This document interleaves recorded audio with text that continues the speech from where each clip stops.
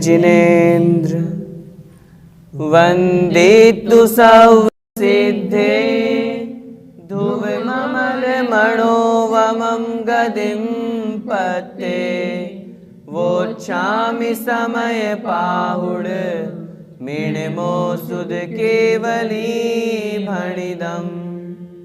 पंच परमेष्ठी भगवान की जय। आचार्य भगवान 108 श्री कुंद कुंद स्वामी महाराज की जय।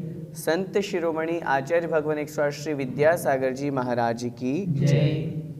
पिछली ज्ञानशाला में हमने समझा था कि जो जीव है वह कर्म और नो कर्म में मैं हूँ और ये कर्म और नो कर्म मेरे हैं, इस प्रकार की यदि बुद्धि रखता है तो वह अप्रतिबुद्ध अर्थात अज्ञानी कहलाता है। अहंकार और ममकार की बुद्धि रखने वाले जीव अज्ञानी कहलाते हैं। उसके पश्चात अगली गाथा में हमने देखा था कि जब जीव का उपयोग आत्मस्वरूप होता है तो वह मोक्ष में कारण होता है, और जब जीव का उपयोग बंध की तरफ होता है तब अजीव की तरफ होता है, तब वह उसके लिए बंध का कारण होता है। उसी क्रम को आगे बढ़ाते हुए आज की ज्ञानशाला में हम समझेंगे। आचार्य भगवान कह रहे हैं कि जिन भावों को जिस समय जीव करता है, क्या उन्हीं भावों का कर्ता होता है या अन्य का भी कर्ता होता है। गाथा क्रमांक 24।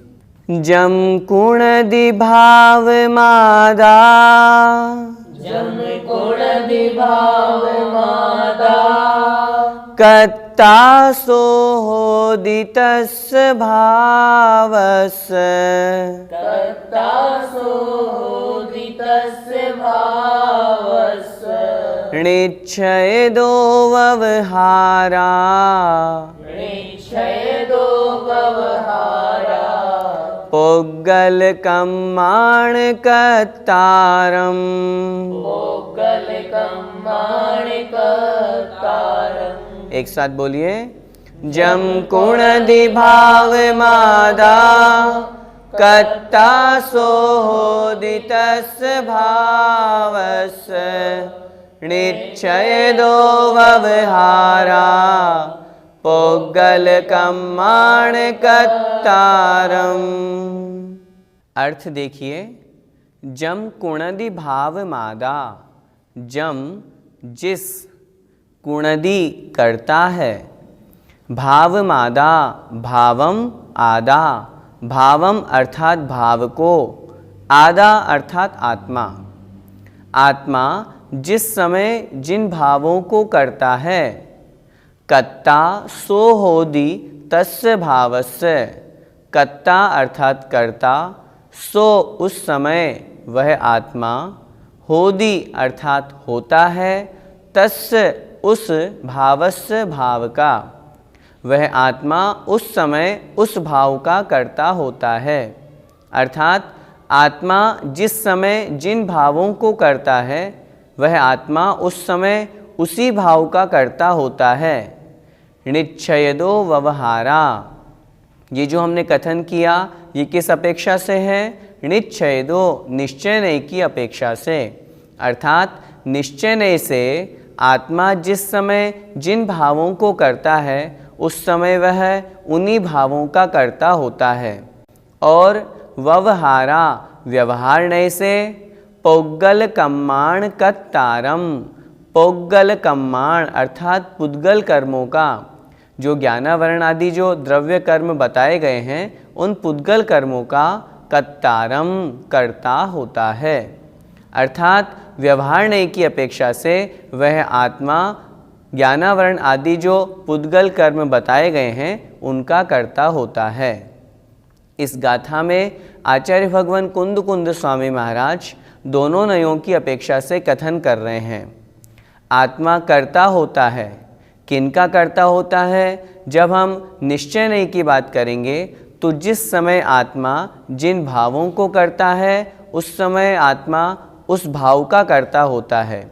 जैसे माना कि जिस समय आत्मा ने राग रूप भाव किए, किसी से द्वेष रूप भाव किए, क्रोध किया, उस समय आत्मा क्रोधी हो गई, आत्मा रागी हो गई, वह आत्मा उस राग का करने वाला हो गया। यह निश्चय नय की अपेक्षा से समझना चाहिए। दूसरा व्यवहार नय। व्यवहार नय की अपेक्षा से वह आत्मा पुद्गल कर्म जो ज्ञानावरण आदि हैं उनका करने वाला होता है। कहने का तात्पर्य यह है, जब वह भावों को करता है तो उसके द्रव्य कर्म का बंध होता है। द्रव्य कर्म उसके साथ में आत्मा में आकर के मिलते हैं। इस कारण से व्यवहार नय की अपेक्षा से वह आत्मा पुद्गल कर्मों का, ज्ञानावरण आदि द्रव्य कर्मों का कर्ता कहा गया है। पूरा अर्थ देखते हैं। निश्चय नय से आत्मा जिस समय जैसे शुद्ध या अशुद्ध भावों को उपजाता है, अर्थात यदि शुद्ध भावों को करता है तो शुद्ध भावों का कर्ता कहा गया है, अशुद्ध भावों को करता है तो वह अशुद्ध भावों का कर्ता कहा गया है। उस समय उस भाव का कर्ता होता है। और व्यवहार नय से वह पुद्गल द्रव्य कर्म आदि का कर्ता होता है। भैया जी, इस गाथा का कथन शुद्ध निश्चय नय का है या फिर अशुद्ध निश्चय नय का? निश्चय नय दो प्रकार के, शुद्ध निश्चय नय और अशुद्ध निश्चय नय। निश्चय नय तो निश्चय नय है, लेकिन भावों की अपेक्षा से उसमें भेद कर दिया गया है। जिस समय आत्मा शुद्ध भावों को करता है उस समय शुद्ध निश्चय नय की अपेक्षा से कथन किया जाएगा। जब अशुद्ध भावों को करने की अपेक्षा से आत्मा को कर्ता कहा जाएगा उस समय अशुद्ध निश्चय नय का कथन किया जाएगा। चूँकि ये भाव आत्मा के हैं, करने वाला आत्मा है, इस अपेक्षा से इसे निश्चय नय की कोटि में लिया गया है। अशुद्ध निश्चय नय की अपेक्षा से जब आत्मा राग द्वेष आदि विकार परिणाम करता है उस समय वह अशुद्ध भावों का कर्ता कहा गया है। जब शुद्ध जीव की बात करेंगे तो शुद्ध जीव चेदन कम्मा अर्थात चेतन कर्मों का, चेतन भावों का कर्ता कहा गया है। इस अपेक्षा से शुद्ध निश्चय नय से शुद्ध भावों का कर्ता और अशुद्ध निश्चय नय से अशुद्ध भावों का कर्ता कहा गया है। आत्मा जब शुद्ध भावों को करता है उस समय वह शुद्ध भावों का कर्ता कहा गया है, और जब अशुद्ध भावों को करता है उस समय वह अशुद्ध भावों का कर्ता कहा गया है। निश्चय नय इसी अपेक्षा से दो प्रकार का कहलाता है, शुद्ध निश्चय नय और अशुद्ध निश्चय नय। जब आत्मा ने शुद्ध भाव किए, चेतन भाव किए, तद्रूप उस रूप भाव होने के कारण से वह शुद्ध भावों का कर्ता कहा गया है। और जब आत्मा विकार भाव करता है, राग द्वेष आदि भाव करता है, उस समय चूंकि ये भाव अशुद्ध हैं, अशुद्ध भावों को करने के कारण से अशुद्ध निश्चय नय से वह अशुद्ध भावों का कर्ता कहा गया है। चूंकि ये भाव आत्मा के हैं, आत्मा भावों को कर रहा है, आत्मा के भाव हैं, इसलिए यहाँ पर निश्चय नय का कथन किया गया है। भैया जी, क्या आत्मा अन्य पुद्गलों का कर्ता नहीं होता? पुद्गल कर्मों का कर्ता तो इस गाथा में कहा ही गया है। व्यवहार नय की अपेक्षा से आत्मा पुद्गल कर्मों का कर्ता होता है। अन्य पुद्गल से हमें क्या समझना? अन्य पुद्गल से जैसे माना कि कुम्हार ने घड़ा बनाया, तो घड़े को बनाने वाला कौन? घड़े का कर्ता कौन? कुम्हार। व्यवहार नय से वह उस पुद्गल का, उस घड़े का कर्ता कहा जाता है। जैसे माँ ने रोटी बनाई तो रोटी की कर्ता कौन? रोटी बनाने वाला कौन? माँ। तो व्यवहार नय की अपेक्षा से वह निश्चित रूप से उसका कर्ता कहा जाता है। द्रव्य संग्रह जी में कहा भी है, पुग्गल कम्मादीणम कत्ता सोहोदी, पुग्गल कम्मादीणम कत्ता व्यवहार दो दुर्निच्छेदो चेदन कम्माणादा शुद्धणया शुद्ध भावाणम। अर्थात व्यवहार नय की अपेक्षा से पुद्गल कर्मों का करता है, निश्चय नय की अपेक्षा से वह भावों का करता है, और शुद्ध नया शुद्ध भावाणम, शुद्ध नय की अपेक्षा से वह शुद्ध भावों का करता है। इसलिए जब व्यवहारण्य की बात करेंगे तो ज्ञानावरण आदि 8 कर्मों को करने वाला यह आत्मा ही तो है। आत्मा ने ही तो बंध किया, स्वयं तो कर्म आकर के स्वयं तो चिपके नहीं। जब आत्मा ने भाव किया, आत्मा ने तद्रूप वैसे कर्म किए, इस कारण से उसके वह भाव बने और कर्मों का बंध हुआ। और इसी कारण से जीव को व्यवहारण्य से पुद्गल कर्मों का कर्ता कहा जाता है। कर्मों के अलावा अन्य जो पर द्रव्य हैं उनका भी कर्ता व्यवहारण्य की अपेक्षा से कहा गया है। भैया जी, तो सिद्ध भगवान किन भावों के कर्ता हैं? अभी हमने द्रव्य संग्रह जी की गाथा पढ़ी थी, उसमें अंतिम चरण था शुद्धनया शुद्ध भावाणम, अर्थात जब हम शुद्ध द्रव्य की बात करेंगे, सिद्ध भगवान की बात करेंगे, तो सिद्ध भगवान शुद्ध भावों के कर्ता हैं। शुद्ध भावों से तात्पर्य जो अनंत ज्ञान, अनंत दर्शन रूप जो परिणाम है, जो भाव हैं, वे सिद्ध भगवान उन भावों के कर्ता हैं। एक बात हमें यह भी समझनी चाहिए, कोई सा भी जीव हो, चाहे वो अशुद्ध अवस्था में हो या शुद्ध अवस्था में हो, उसमें कर्तृत्व भोक्तृत्व ये गुण तो पाए ही जाएंगे। जब हम शुद्ध जीव द्रव्य की बात करेंगे तो शुद्ध जीव द्रव्य शुद्ध भावों के कर्ता है। सिद्ध भगवान सिद्ध अवस्था में हैं, शुद्ध ज्ञान शुद्ध दर्शन के कर्ता हैं और उसी शुद्ध ज्ञान दर्शन के भोक्ता भी हैं। जब हम अशुद्ध की बात करेंगे, संसारी जीव की बात करेंगे, तद्रूप उसके जो विकारी परिणाम हैं उसके जैसे भाव होंगे, चेतन कर्मों के भाव होंगे, चेतन भाव होंगे अथवा कर्म रूप उसके भाव होंगे, उस समय वह संसारी आत्मा अशुद्ध भावों का कर्ता कहा जाता है। भैया जी, किन भावों का क्या फल होता है? आत्मा जिस तरह के भाव करता है उसका फल उसी तरह का होता है। यदि अशुभ भाव करता है तो अशुभ फल, शुभ भाव करता है तो शुभ फल और शुद्ध भाव करता है तो शुद्ध फल। कहने का तात्पर्य, यदि उसके राग द्वेष रूप विकारी परिणाम हो रहे हैं तो अशुभ भाव है। अशुभ भाव होने के कारण से पाप का ही बंध होगा, पाप का ही फल मिलेगा, संसार बढ़ेगा। यदि वह शुभ भाव कर रहा है, भगवान जिनेंद्र देव की पूजन कर रहा है, भक्ति कर रहा है, स्तुति कर रहा है, स्वाध्याय कर रहा है, शुभ भाव होने से शुभ फल मिलेगा, पुण्य का बंध होगा, पुण्य का फल प्राप्त होगा। और यदि वह शुद्ध भाव कर रहा है, आत्मा में तल्लीन है, शुद्ध भावों को कर रहा है, तो तद्रूप उसे शुद्ध फल प्राप्त होगा। विचार करने की बात है, हम सुबह से शाम तक, रात्रि काल तक, पूरे दिन भर में कैसे परिणाम करते हैं, कैसे भाव करते हैं। मंदिर भी जाते हैं, वहाँ भी राग द्वेष कर लेते हैं, घर में तो राग द्वेष ही है, संसार की ही बातें करते रहते हैं, हमारे परिणाम सांसारिक रूप ही हैं। तो जैसे परिणाम होंगे वैसा फल प्राप्त होगा। यदि हम घर में रहते हुए भी स्वाध्याय आदि करें, शुभ क्रियाएं करें, शुभ योग लगाएं, अच्छे भाव बनाए रखें, तो हम घर में रहते हुए भी अच्छे परिणामों के कारण से अच्छा फल पुण्य बंध कर सकते हैं। पुण्य बंध के निमित्त से हमें सब सामग्री, योग्य द्रव्य, क्षेत्र, काल भाव मिलेगा, तो निश्चित रूप से हमारी आत्मा का कल्याण होगा। इसलिए समय सार जी हम पढ़ रहे हैं, इसको पढ़ करके हमें यह भी समझना है कि हम जितना हो सके अपने परिणामों को शुभ बनाने का प्रयास करें। लक्ष्य तो यही बनाना है कि हमारे परिणाम शुद्ध हों, लेकिन जब तक उस अवस्था तक हम नहीं पहुंच रहे हैं तब तक अशुभ भावों को छोड़ने का प्रयास करें, शुभ भावों को अपनाने का प्रयास करें। हम जितना हो सके घर के राग द्वेष से, सांसारिक विकल्पों से, बातों से, चर्चाओं से दूर रहें, अपने उपयोग को धर्म में लगाएं, शुभ कार्यों में लगाएं, जिससे हमारा शुभ कर्म का बंध हो, पुण्य कर्म का बंध हो और तद्रूप उसका पुण्य फल हमें प्राप्त हो। इस गाथा का अर्थ आचार्य भगवान ने पद्यानुवाद के रूप में किया है, आचार्य श्री विद्यासागर जी द्वारा रचित है। हम उसे भी पढ़ते हैं। आत्मा अशुद्ध नय से ही विभाव करता, होता विशुद्ध नय से शुचि भाव करता। मोहाभिभूत विविधो विधि बंधनों का, करता अवश्य व्यवहारतया जड़ों का।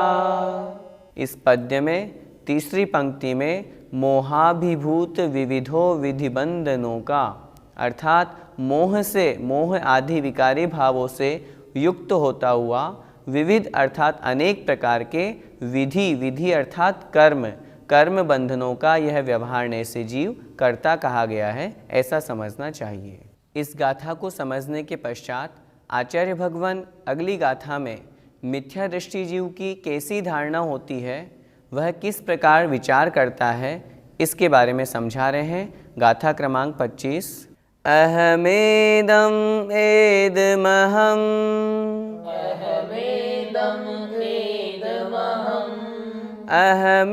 अहमेदस्येव होमि मम एदम